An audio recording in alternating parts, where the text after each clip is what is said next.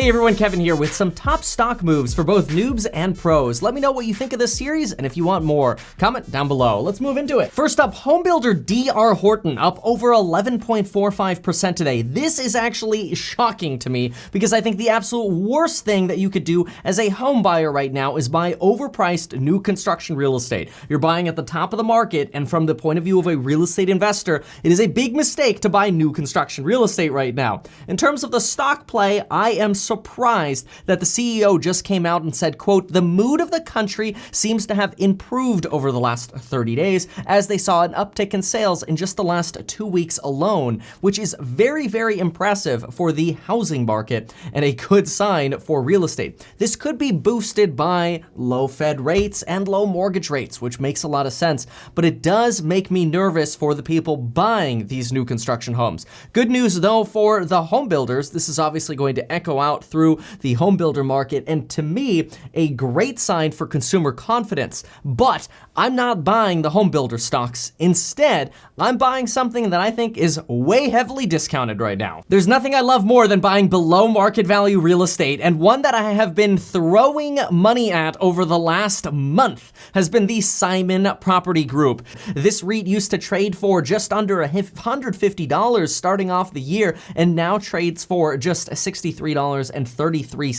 The stock has shot up in recent days as the Simon Property Group has announced that they're opening up 49 of their malls.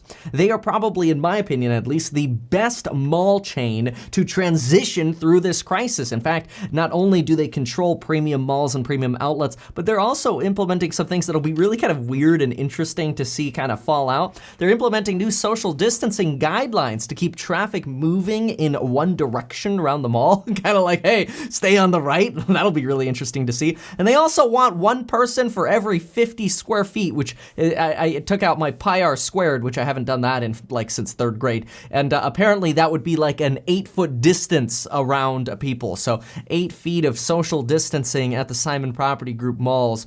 This will be really interesting because initially when we hear malls, we think that's insane. Why would we be interested in buying a REIT, let alone a mall right now with bankruptcies possibly coming to companies like Macy's and JCPenney's and a lot of these tenants not paying rent?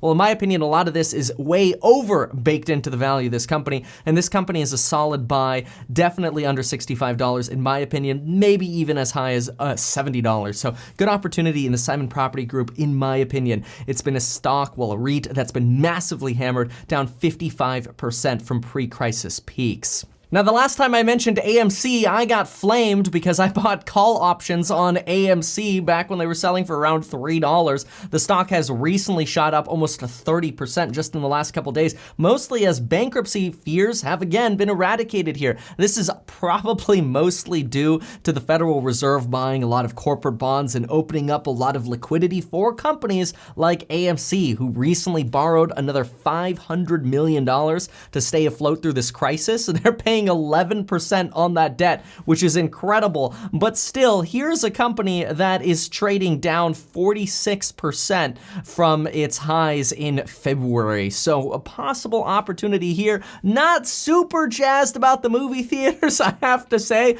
So it's not one that I will touch with much more than a few call options. It's almost like betting on the roulette, in my opinion. But I do like their competitor, the Marcus Group. The Marcus Group also has exposure to hotel chains, which makes them quite interesting because they are not only movie theaters, but they're also hotels. Obviously a sector that's just been decimated through this panic. It's easy to say, hey, let's just buy the stay-at-home stocks, but those are heavily and highly overpriced in my opinion right now, whereas there are some massive deals to be had at companies like the mall REITs, Simon Property Group, possibly AMC, and Marcus Group down also 55% since their highs at the end of February. Here's one that I've been pushing for a couple weeks now, Delta Airlines, which just as recently as yesterday was selling for as low as what it had been selling for in the bottoms, is now up over about 10%. And look, I don't love the airlines, but for me, Delta is probably one of the best value plays. It has the best debt portfolio out of all of the airlines, comparing JetBlue, comparing United, and I certainly don't want to touch the discount carriers now like Southwest and Spirit.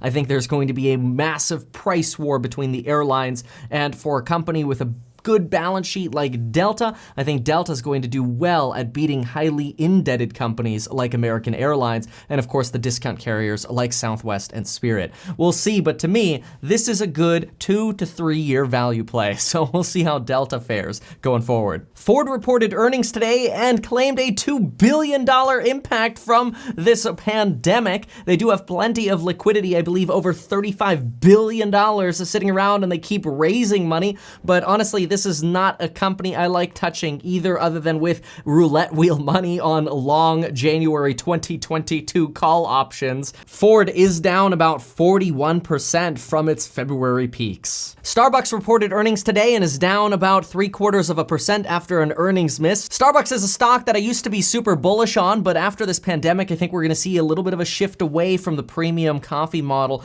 towards more of maybe an at-home premium, like an espresso coffee. The CEO of Starbucks is confident that they will, quote, emerge from this global crisis even stronger than before, and they see the reopening in China, adding locations, and customer engagement growing as each week passes. Personally, I don't care much about growing engagement. I want to see more sales, and this last earnings report showed us that comparable store sales declined 10% in this quarter, thanks to 13% fewer transactions, and that's mostly before the crisis really took a strong foothold. That was really only representative of March in this last quarterly earnings report. Starbucks sales in China were down 50% this quarter, which makes sense because China was shut down for much more this quarter. They did note that revenue was higher per sale, about 4% higher, which is interesting. Starbucks actually essentially raising its profit per cup that they're making, so to speak.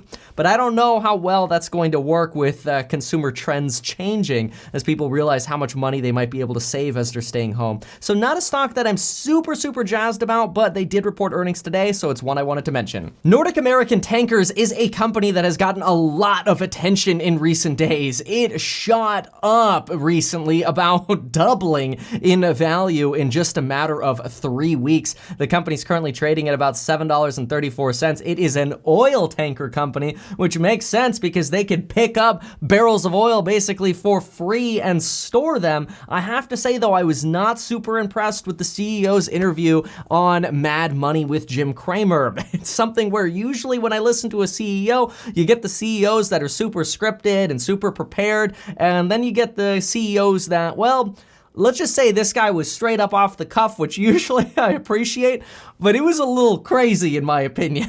Take a listen at just 20 seconds of him here on Mad Money. Can I rent a tanker for a week from the biggest fleet in the world, from your fleet? I'd like a week. Can I have it? You can have it, but it will be very costly. I doubt if you can afford it, you know, but you can have it. We are making a lot of money at this time, improving our balance sheet tremendously. To me, it sounds like this guy knows how to sell, and you know what? After this interview, the stock actually shot up on the next trading day, which was shocking, but it is worth watching this clip yourself. Give this one a look up on YouTube, and just watch Kramer's reaction when the guy says, I doubt you can afford it. Priceless. This is priceless stock entertainment here. But for me, this is a stock that's exposed to too much cyclicality. It's something I don't fully understand. Not saying I understand everything about Starbucks, but I will say I understand a little bit more about coffee than I do about barrels of oil. So this one for me is a pass. Now, Google's parent company, Alphabet, saw a significant slowdown in ad spending. In fact, the CEO in a press release stated, quote, performance was strong during the first 2 months of the quarter, but then in March, we experienced a significant slowdown in ad revenues. We are sharpening our focus on executing more efficiently while continuing to invest in our long-term opportunities. Clearly, though, the market has given Alphabet a pass here, which frustrates me because I moved money to Robinhood and Webull to do some after-hours buying of Google Google after I expected that they were going to get hit hard, and I thought I would have had an opportunity to buy in here, but I missed out on a 7% growth in after hours share price gains here, although the company did lose about 3% in value today, so net still up about 4%, so good job Google. Revenue for the quarter was up about 13% year over year, which does make Google a very interesting company. I like Google. It's a company that's a little bit too highly priced for me right now. I think there are plenty of other bargains to be had right now, plenty of other bounce back stocks to take advantage of, so it's one that for now I'm gonna keep on the sidelines, but it's definitely one I have my radar on. The next one, and this is the last one, this is the victim of the bunch in my opinion. This is the iRobot company. iRobot down almost 11% in after hours as their revenue was down over 19%, which we were expecting more online and e-commerce sales for iRobot, but you have to think about it. How many people want a Roomba driving around while they're hanging out at home all the time? I'd rather take out the vacuum myself. So in some sense, kind of makes sense. Although if you look at the day, it was up 7% in the day. So it's almost like it's really only down about 3.5% to 4% here. For the year, iRobot though, still up about 25%. It's an interesting company. The products reviews are amazing on Amazon, but I personally think most of their revenue comes from stores and malls, which might explain the decline in a share price here after earnings and the decline in revenue, though you wonder if this is now an opportunity to buy in on it. For me, I'm not an iRobot user. It's not one that I'm going to chase. I'm gonna stick with some of the other value opportunities for now. By the way, if you ever want to trade any of these stocks after hours, make sure to download Webull, but use the link down below so you can get your 2 free stocks with Webull. If you sign up for a Webull platform and you open an account within 24 hours, you get 1 free stock worth up to $250. And after you fund the account with at least $100, you'll get a stock worth up to $1,400. Well, there you have it. Take advantage of that coupon code that expires in 2 days down below for my amazing programs. And folks, we will see you soon.